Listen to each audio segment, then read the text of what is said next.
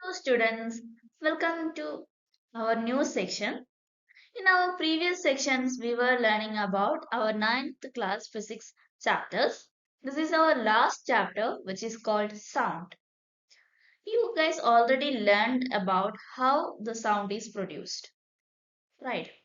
Now we are going to discuss about how the sound is propagating, what is the characteristics of sound and the speed of sound and all things.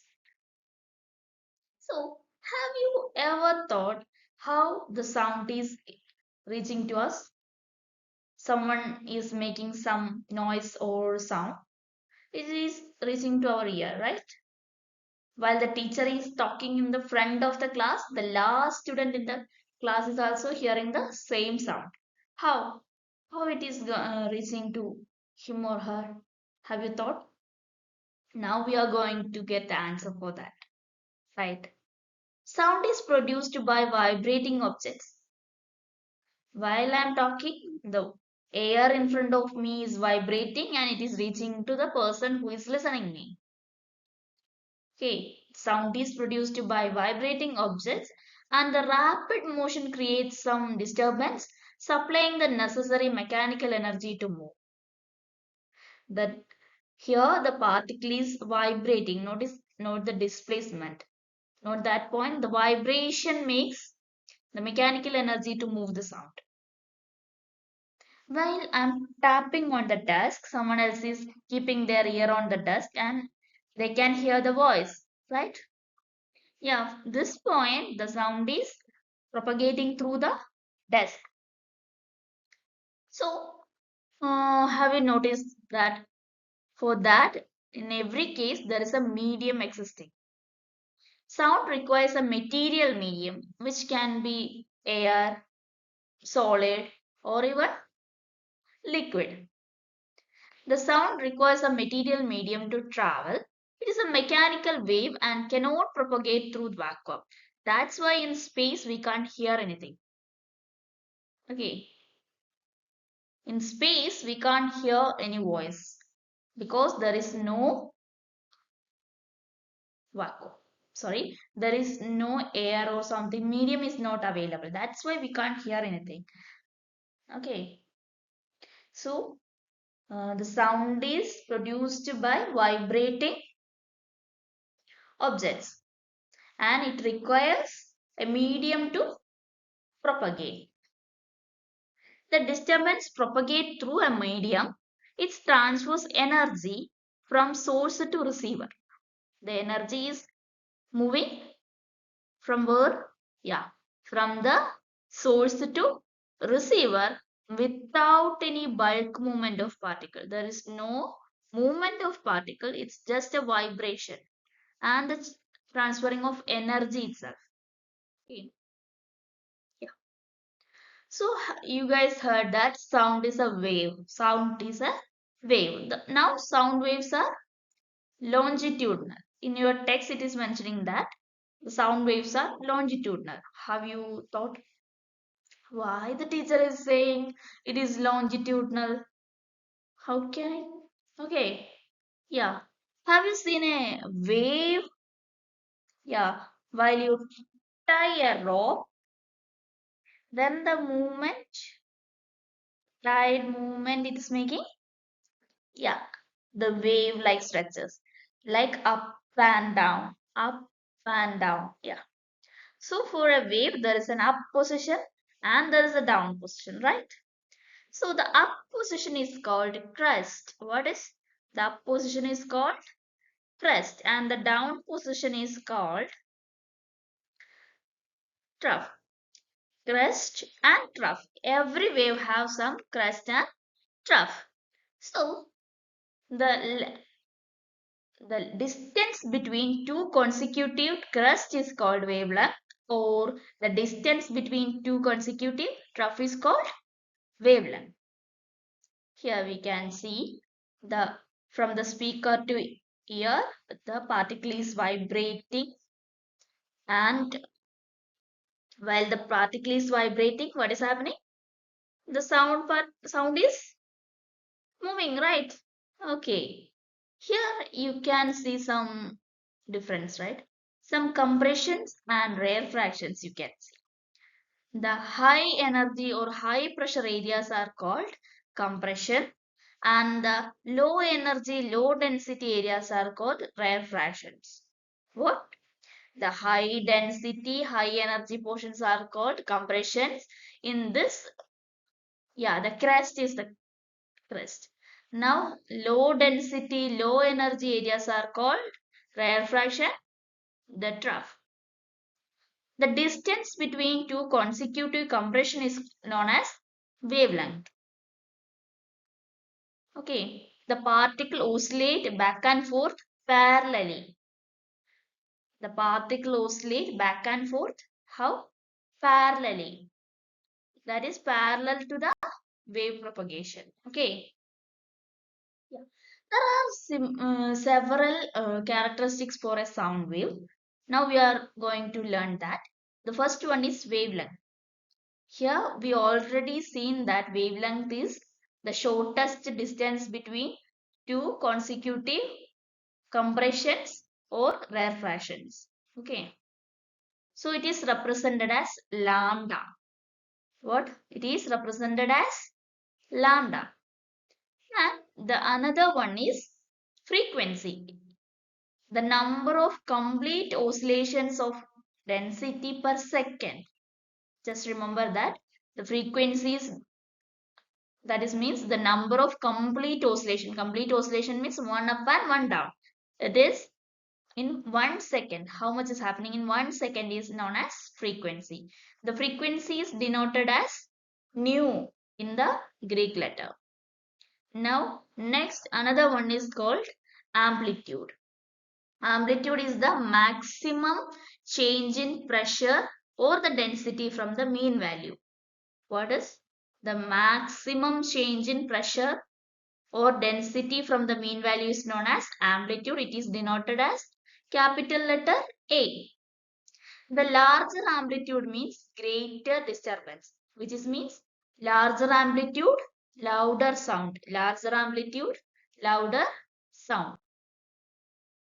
Now, the other one is wave velocity. It is represented as the capital letter V. V. Okay. The speed at which the disturbance or the energy is traveled through a medium is known as wave velocity. It is the property of the medium. It is not the property of the sound or source. It is the property of medium, which is the voice is propagating. We can find the wave velocity V using the equation V is equal to wavelength multiplied by frequency.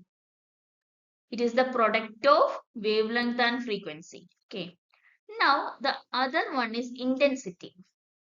The amount of sound energy passing per unit time through a unit area perpendicular to the direction of propagation is called intensity. We can find intensity using the equation power divided by area. Here, the loudness is related to intensity. It is oftenly measured as decibels. Have you ever heard the word decibel? Yeah, right, decibel. Decibel, which is we used to measure sound. It is the unit of sound. Yeah. Here, the graphical representation of wave is given. Here, the graph, it is a amplitude versus time graph. Here, the wavelength is representing. This is the starting point and this is the ending point. From this one, we can find the time period. Time period. The wave is starting from this point and ending to this point. How much time it have been taken? That is time period. The time taken for two consecutive compressions or rarefaction to pass a fixed point is called time period. T is equal to 1 divided by frequency. T is equal to 1 by frequency. Here, this is the crest where the maximum displacement is happening. Then this is the trough where is the minimum displacement is happening. Now let's learn 2 points. Yeah, first one is pitch. Have you heard pitch? While you watching some musical videos or some reality shows, you came across with they are saying, oh, the pitch is very low, or the slow pitch, high pitch. Yeah, that time you think what is pitch? It is something, yeah. Pitch is a sensation that depends directly on the frequency of the sound wave. Higher frequency means high pitch. Low frequency means low pitch. Have you, yeah, you guys heard whistling, right? The whistling sound is an example for high pitch. Small baby, newborn baby's crying voice is also considered as high pitch. Now, second one is loudness. The sensation that depends mainly on the amplitude of sound is called loudness. Larger amplitude, more energy. That means louder voice. Large amplitude, more energy, larger sound. Drum beat is considered as the example for loudness. Okay. Then the factors which are affecting the speed of sound. The sound have some speed. So there are three properties which is affecting the sound. First one is elasticity, second one is density, and third one is the temperature. First one in elasticity, the stiffer materials transmit the sound faster. Stiffer material transmit the sound faster. For density, in denser media, the sound will be slow. In temperature, high temperature, high volume. Speed increases in the temperature of the medium increases. Okay, yeah, here is the representation of speed of sound in different medium. Here the constant temperature. In 25 degrees Celsius, we are making sound in air, water and aluminium. In air, the sound is 346 meter per second. 1 second, the sound travels 346 meter. In water, the same sound travels 1531 meters in 1 second. While it comes to solid, that's aluminium, 6420 meter per second. 1 second, the sound travels 6420 meters. Now we are going to look the reflection of sound. You guys already learned about reflection of light. Okay. Same like the sound waves obeys the law of reflection. The angle of incidence is equal to angle of reflection. Reflection. Here in this representation you guys can see here from this way the sound is coming and striking at the wooden bar and the sound is going this way. Here is the normal. Okay. Yeah, you can see the angle of incidence is same as angle of reflection. Okay. Now, have you heard about echo? Yeah, you guys have learned about some echo points and all, right? It is the property of sound, a distinct related sound heard when the time delay between the original sound and the reflection is less than 0.1 second. I made the sound and the reflection is also heard it within second, around 0.1 second. That is called echo. Then reverberation. The persistence of sound due to the rapid repetition reflection within the enclosed space is called reverberation. Now, yeah. In sonar, it utilizes echoes, often using ultrasound to detect and locate underwater objects. In underwater, there are some In sea, we are moving in a ship in the sea. We are making some sound which is going to underwater, strike something and coming back. So we can calculate using the sound is heard from, oh, I made the sound from this direction and after 5 seconds it came back, so I can identify something is in underwater, which is the distance using some calculations. So we are use okay.